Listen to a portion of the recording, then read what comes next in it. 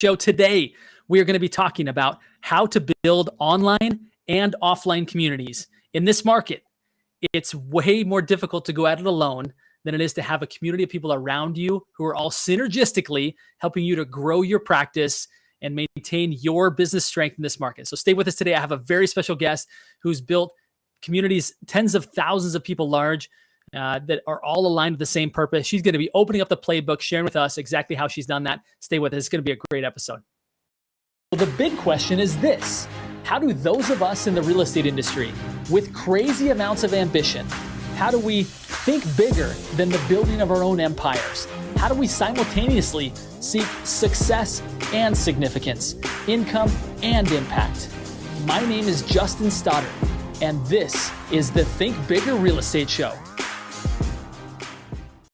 All right, folks, oftentimes when we think about community, we think about our neighborhood, we think about the town in which we live, these geographic kind of boundaries that in today's online world no longer have to be our only parameters. We can actually build far beyond that, global communities that support us as if they are a next door neighbor, that we support as if they're our next door neighbor. It's a beautiful thing if we know how to do it. And today's guest is going to teach us how to do that. Her name is Brittany Rose. She is out of Houston, Texas. She's built, again, a community of women, over 70,000 people strong, supporting women in real estate, and is doing her own development project. She's a rock star. Brittany Rose, thank you for coming onto the show today. Thank you so much for having me, Justin. Super excited to be here and to talk with you. Yeah, likewise. Give us a little bit more of your background so people have some context as to where you're coming from. Yeah, so I'm a lifelong entrepreneur. Grew up, raised in the DMV, DC, Maryland, Virginia area. Always kind of knew that I wanted to do my own thing. In college, started my first business and ran that for 15 years before transitioning completely into real estate. And I love entrepreneurship. I love marketing, and I love community building because it's really been the way that I've supercharged my life, my career, everything. I love it. I love it. Sounds like from a very early age, you've been building businesses and quickly realized the fastest way to do that was to build communities. And I would agree with you. If I look back at some of the best businesses that I've built, and whether they're my own or whether I've been brought in as a coach consultant to do so, people either had a community or we built a community. There's strength in numbers, no doubt. Yeah. And, I want to hear you say And that as well. resources, right? Like, building things from scratch, like, it's incredibly difficult. It takes years and a lot of money and mistakes. When you lean on your community, you can really shorten your learning curve dramatically. I mean, I'll tell you, for my first development project, I had been wanting to do this for years, and created Women in Real Estate and leaned on my network. And that's where I found, my SEC attorney to start my fund, my business partner who had all the experience that I needed, my investors to buy the property and to help me move the project forward. I mean, everything came from my community. I cannot stress enough how important it is to find a tribe that really supports you. There's a concept, Brittany, called the speed of trust, that oftentimes people don't move quickly because they don't know exactly if they can fully trust the person that they're doing business with or meeting for the first time. But when you already have a community, I would say that there's a couple of building things that I see. Number one, there's just access to more resources, both in knowledge as well as in money, as well as in experience, et cetera, right? But also there's added accountability. When you know you're part of the same community, people show up differently, right? They just realize that this is a long-term relationship, not a one-time transaction. And so you get the best of people, right? You get the best of what they know, who they know, what they have, and you also get the best of them long term because they realize that to be a good standing member of that community, they've got to give their very best, which is super cool. Oh, 100%. Brittany, let's talk a little bit about your this community that you built. I'd like to talk about both offline communities and online communities. Are you differentiating the two? Like, you've built both, and you want to talk about kind of the differences, or do your online communities bleed over into being also offline communities, and that's the best way to do it? Yeah, they bleed over, and that is the best way to do it. The online community is a way to start engagement, start the conversation, get to know people at a surface level. But if you really want to go deep with people, there's nothing like looking someone in the eye in person, being able to shake their hand, being able to give them a hug, and for them to really like have that human to human interaction. So when we originally started Wire, it was all online. It was during the pandemic, and it quickly became apparent that there was just such a need for a space for women in the industry, that it was almost like, how could it not exist in the real world? Like, how could we have so many supporters online and there not be a real need in the real world? And so when we started doing pop-up tours all across the country, it was very apparent very quickly that there was a need for a physical interaction, between members and between supporters, and just for everyone. I had this actually. I shared this earlier today. That in a world where we've been remote for so long, if you really want to stand out, which is the goal of marketing, right? How do you actually stand out? The question becomes, how do I do that? Getting face to face, voice to voice with people in a world that's filled with, whether it be virtual or just text messages, like there's just Mhm. a very simple way to stand out, and it's actually have more humanity interfacing with your connection with these people. And I love how you talked about that. This pop up events. Talk to me about that. You've got a community of over 70,000 people, but you guys do kind of pop up events around the country. Help us understand that.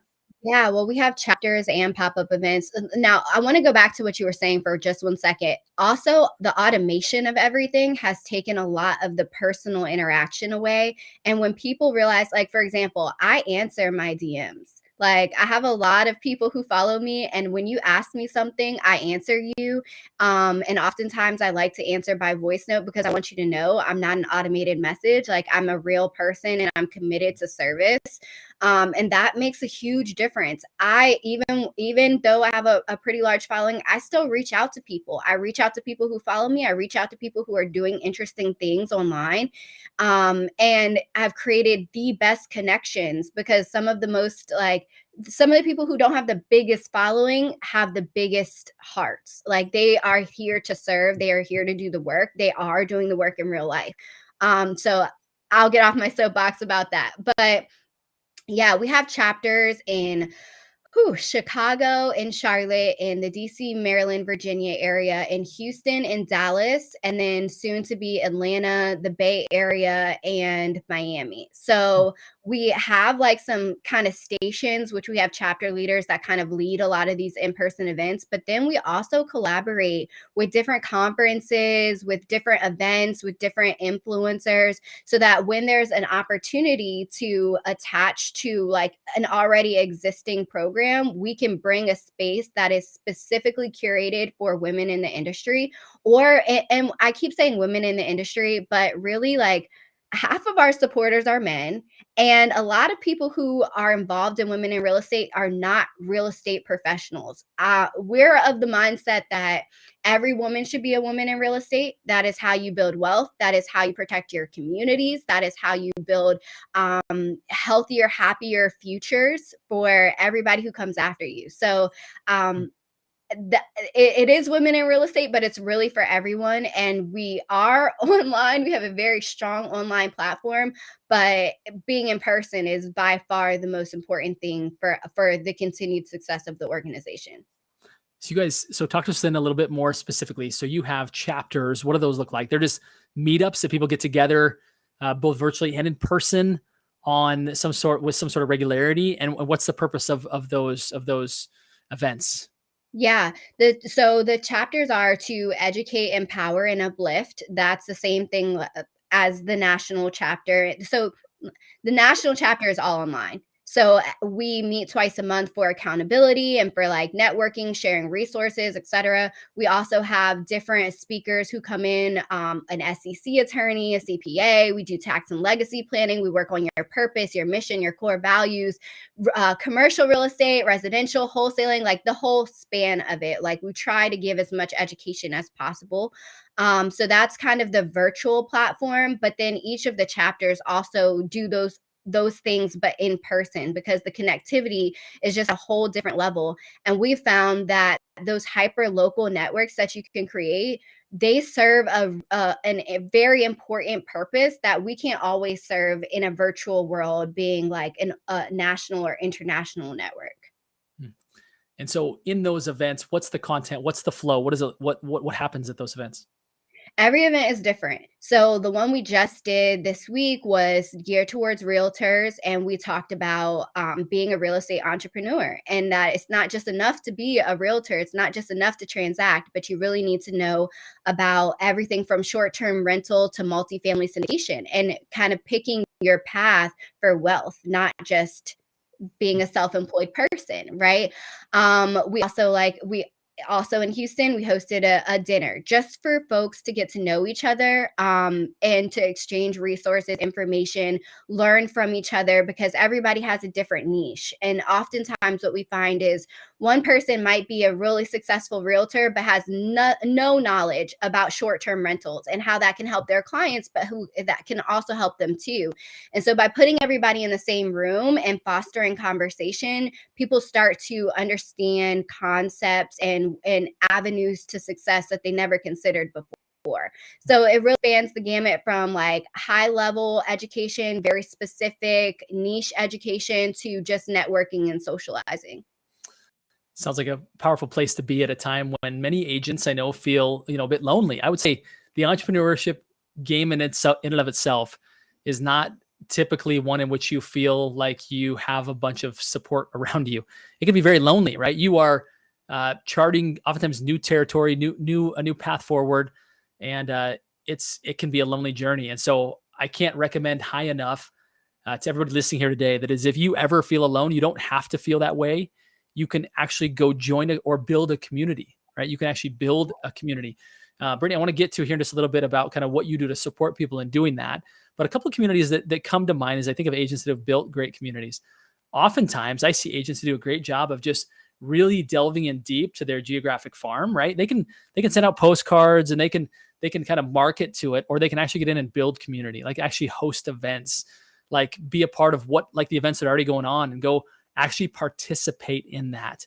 And I think some people say that I'm going to do that for business. I think branding, and then just for your own support, right? Just to feel a part of something, and to get buy-in to where their language becomes your language, to where kind of the way that they feel is the way that you feel. You start to adopt common thinking, you start to adopt common practices, and all of a sudden you find yourself better able to serve the clients. When you're going on a listing appointment, when you're going to work with buyers, you've got such more depth to be able to offer people when you are truly part of a farm, of a community, of a zip code, of a whatever. You are actually somebody so much more rich with experience that can offer much more depth than somebody who's just selling transactionally inside of a certain area. I also see people who will build communities out of their past clients, right? And ongoing clients, I should say, where they'll have a Facebook group community, and they'll delve in and actually let everybody who has been in their database or has worked with them in the past to be part of that. And it becomes a very productive, helpful place to be, because you're kind of the mayor of that town, and you are able to pour value into a group of people who have served you once. It's just another way to stay in front of people and build community to where it's not a transaction, it's ongoing help and support for those people who have used or referred you services. And the common theme that I hear, like, or that I think of when we're having that type of conversation, is like showing up, right? It's not just about hosting events for your own benefit. It's about showing up for the people who are in your community. It's about showing up to their things and supporting their children's plays and sponsorships. And it's about really building friendships, building relationships that aren't one-sided, that aren't all about you, that aren't talking about your last transaction or your last deal or what you bought. It's really about putting everyone else's objective in the forefront. My communities aren't to benefit me. They do as a byproduct, but it's really an opportunity for me to use my platform for other people that are doing incredible things in the world that need to be supported. Yeah. So I just had one of our commenters today, more than a commenter. He's a big part of our community here at Think Bigger. He's somebody to highlight. Brad Eaton, for those that haven't studied him, several episodes ago, we did an entire podcast episode on a dance community that he is building in the Portland area, where every week he has over 200 people show up and learn how to dance. It's an impressive thing. So again, there's some agents out there doing some amazing things when it comes to building community. So we're thrilled about this topic. We really feel like it's not only a benefit to growing your business, but growing yourself and your contribution and impact inside of a community. 100%. And I would say also there's so many ways to do it. There's so many ways to tie it into something that is authentic to you. In Houston, there's a meetup called Rare Cars and Real Estate, right? Somebody who really loved rare cars wanted to find and connect with other people who had similar interests. In Houston, I'm going to be starting a properties and planes meetup because I'm really interested in aviation. And so I'm creating a community of people who are interested in the same thing. So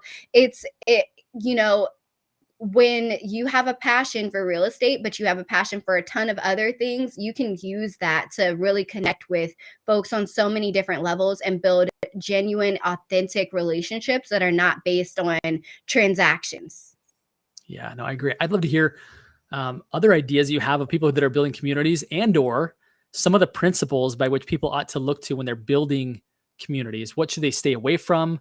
What should they be careful about? And/or what should they absolutely adopt and embrace when it comes to building a strong community? Any thoughts around any of those topics would be great. I would say there's a kind of a long list, but some of the top things that come to mind are stay away from being transactional.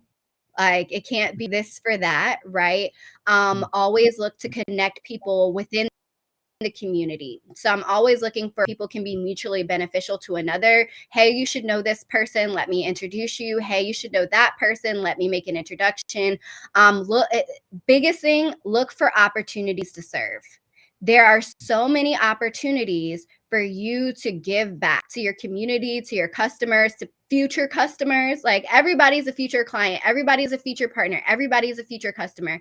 And you need to be proactive and not just wait for people to ask you for things because most times they won't. We come from a very rugged, individualistic society, like that real John Wayne mentality.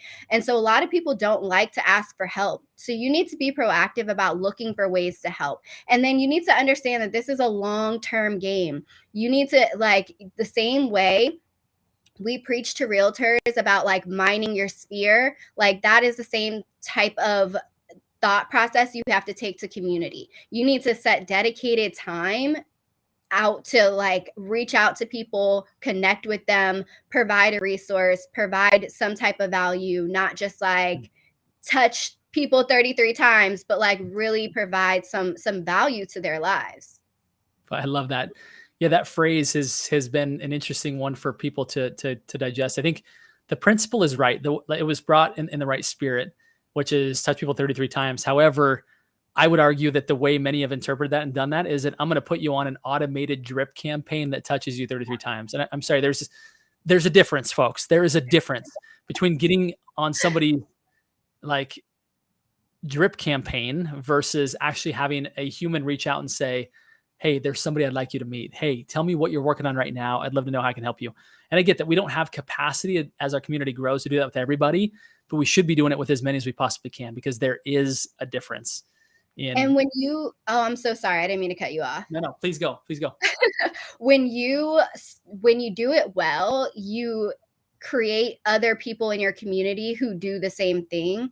And so it becomes less reliant on you and more about the community feeding itself. So like, yeah, we don't have the capacity to like call our whole sphere 33 times a year.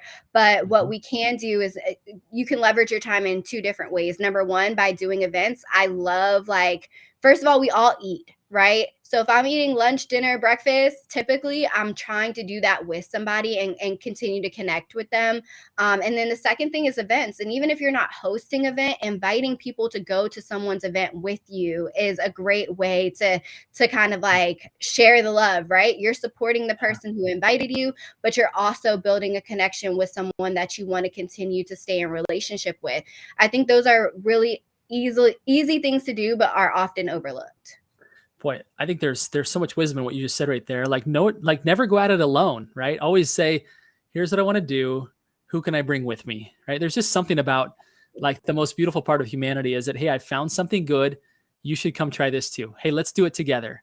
People just Let's feel work comfortable out doing that. together. Let's take a walk together. I have this new kickboxing class I'm taking. Do you want to come? Like, it's just about your life. It's about incorporating people into your life. And I think it goes beyond business. It's really about connectivity that our society tends to be missing. People feel lonely, people feel depressed, like, and it's because we're not used to reaching out to each other anymore. And it's something so simple, but it's really gotten lost in the automation and in the grind hustle like culture that we've created. Well, I mean, I think very indicative of this, if you look at people's overall happiness rates during the COVID shutdowns, especially to younger people, right, who didn't maybe have kind of deep relationships like, or just seasoned relationships.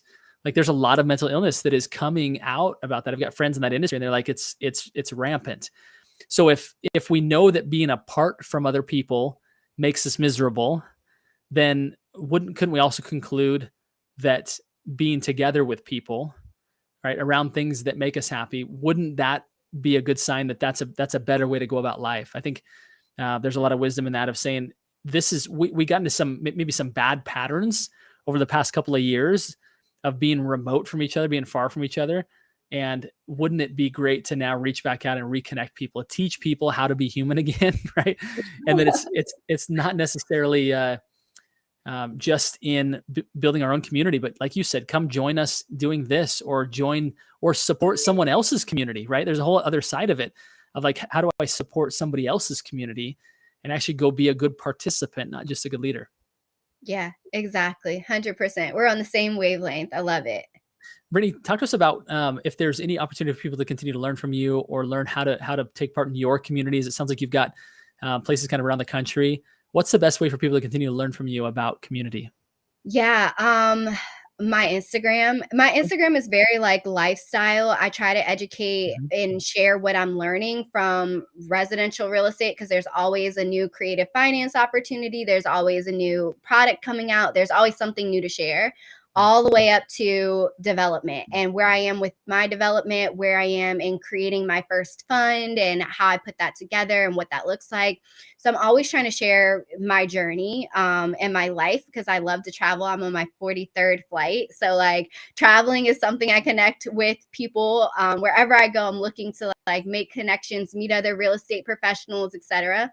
But my Instagram is at b.theboss, like Brittany.theboss.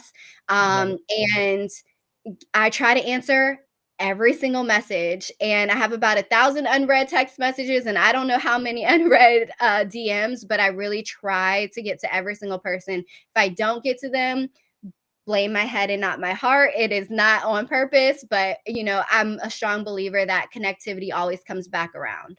Yeah, I love it. What a beautiful thing. Thank you, Brittany, for all that you've contributed here today. I've got one more question for you that I get to ask everybody that comes across the stage is that you are a big thinker, right? You're making a great impact in the world. What is it that Brittany Rose does to continue to be a big thinker, to continue to expand your possibilities, to continue to grow? What does that look like for you? I connect with people doing things that I didn't think were possible. Mm. Like the same thought process, connectivity, people, community, it translates there too. Before I built Women in Real Estate, I didn't ever have a clear pathway into development or into like what that would look like, or even the thought process of owning a 500 unit community or anything like that. And I started to put myself around people who were doing those things and could really lay out a path for how I could do it too, and were willing to help me. And so always just finding people who are doing things that you never even thought of, they never even registered for you. That's how I continue to think bigger. Brittany, that was an absolutely beautiful answer. It absolutely kind of envelops what we're about here is helping people to reach their own potential, see it, and then live in pursuit of it by being around other people to help them to do the same. So such a pleasure to spend some time with you. Thank you for pouring into our community here and being a contributor to what we're deeply passionate about, very mission focused and waking people up to that potential so they can go on to live, give, and serve abundantly. I appreciate you. Look forward to staying in contact, seeing how we can be a benefit to each other's communities. And to everybody listening here today, my final request is this. They are 3 simple words. You know what they are. Go think bigger. Thank you so much, Brittany, for helping us do that today. Thank you. Honest, hearing good ideas is not enough. You have to apply them in order to get the results desired. If you found value in today's episode, then you're really going to love the community of big thinkers and high achievers that we are building in order to help you to apply the principles taught today. If you're not yet a member of Think Bigger Real Estate on Facebook, go sign up now.